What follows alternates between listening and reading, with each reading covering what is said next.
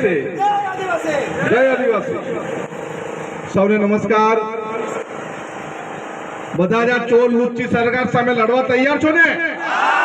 તૈયાર છો ને? જાતિના દાખલા જુએ છે ને? જુએ છે ને?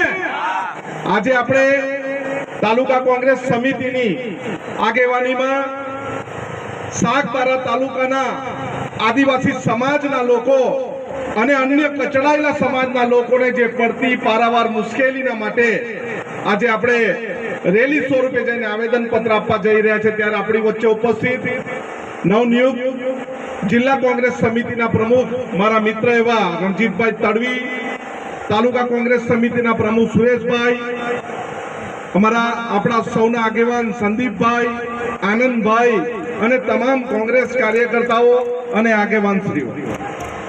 આપણે દાખલા જોઈતા હોય તો આપણે પહેલા દાખલા કોંગ્રેસના સમયમાં મળતા ને? કેવી રીતે મળતા? ગ્રામ પંચાયતના સરપંચ કે તલાટી લખ્યા પેલા મળી જતા ને? પણ આ ગણપતભાઈ એવું ભૂત ઘૂસાડી આપ્યું સાચા ને ખોટા આદિવાસીનું કે હવે સાચા આદિવાસીએ સાબિત કરવા જવું પડે કે અમે આદિવાસી છે ને એના ધક્કા મારવા પડે। હવે ધક્કા ખાવાનો સમય ગયો। હવે આજે મામલતદાર સાહેબને કહેવાનું છે કે તમે અમને જોઈ લો, અમે આદિવાસી છે ખબર જ પડી જાય ને દાખલો આપવાનો હોય તો આપો, નહીં તો આજકાલથી ખુરશી તમારી મામલતદારની ખાલી કરો। આદિવાસી સમાજની માની કોખમાંથી જન્મ લીધેલો હું આદિવાસી છું, એનું મારે પ્રમાણપત્ર જોઈએ। તમને જોઈને અમારા ઘરે આવીને જોવો અમે કેવી રીતે રહીએ છીએ, અમે કેવી રીતે કાળી મજૂરી કરીએ છીએ, અમે લોકોના માટે ચા સારી મળે એના માટે પશુપાલન કરીએ છીએ અને અમે આદિવાસી છે એ સાબિત કરવાની અમારે જરૂર નથી। ખાલી અમારા ઘરે આવીને એક દિવસ રહો એટલે ખબર પડી જાય આદિવાસી શું છે। સાચી વાત છે ને? છે ને સાચી વાત?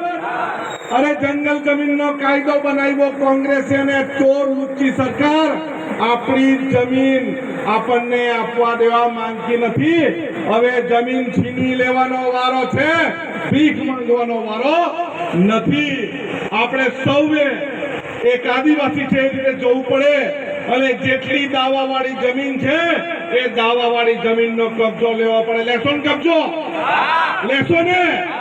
લેશો ને? મારે તો મન પરથી મનસુખભાઈને પૂછવું પડે, ભાઈ તમે આદિવાસી છે કે કોઈ બીજા છે? શું તમે અમને કબજો નહીં અપાવી શકે? તો સાંસદ શું કામ ના? અમારે અમારી જમીનનો કબજો લેવો છે। એ જમીનનો કબજો લઈને અમે ધાન ઉગાવું, ડાંગર ઉગાવું, મકાઈ ઉગાવું, કપાસ ઉગાવું। એ પોતાના માટે નથી ઉગાવતા, આપણે પોતાના માટે ઉગાડીએ છીએ, બધું આપણે ખાઈ છીએ, આપણે પાછા બીજાને ખવડાવીએ છીએ।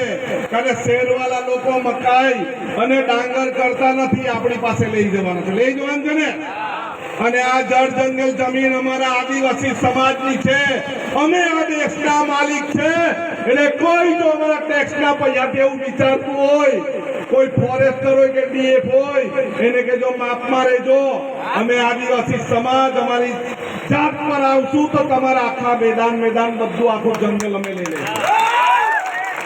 અને આ જંગલ સાચવેલું કોણે છે? આપણા પૂર્વજોએ સાચવેલું છે।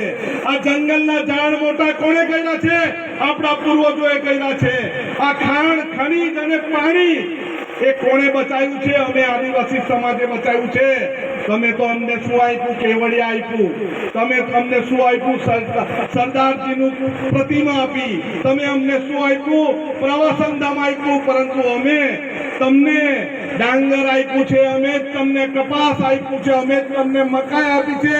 આ ધરતીના કણમાં એક કણ નાખીને મણ પકાવતા અમે બધાને શીખવ્યું છે। શીખવ્યું ને? આપણે શીખવ્યું ને? આજે મામલતદારને આવેદન પત્ર આપવાની સાથે ચેતવણી આપવાની છે કે જો કોઈ અમારા આદિવાસી સમાજ સાથે અન્યાય થશે અમે સાખી લેવાના નથી। અમે એક નથી, આખા ગુજરાતમાં 1 કરોડ છીએ। અમારી પર જો આંખ ઉઠાવીને જોવાની કોશિશ કરશે ને એને અમે છોડવાના નથી। છોડશું? આપણે ને છોડશું? અમારતા પણ ફરી પાછો ડેમ પ્રોજેક્ટ આવી ગયો છે. મુખ્યમંત્રી આવીને પ્રેસ કોન્ફરન્સ કરીને જુઠ્ઠાણું ફેલાવેલું કે હવે ડેમ પ્રોજેક્ટ રદ કરીએ છીએ અને આ ચોર લુચ્ચી નાલાયક સરકારે લોકસભામાં પાછો ડીપીઆર મૂક્યો. પરંતુ અમે આવ્યા નથી. 14 જેટલી રેલી કરી છે. 14મી ઓગસ્ટે 15મી રેલી અમે ધરમપુરમાં કરવાના છે. તમને બધાને આમંત્રણ કોઈ આપવા આવ્યો છે કે આવો અમારી સાથે જોડાઓ. અમારી લડાઈમાં તમે અને તમારી લડાઈમાં અમે ચોક્કસ આવીશું. હવે આપણે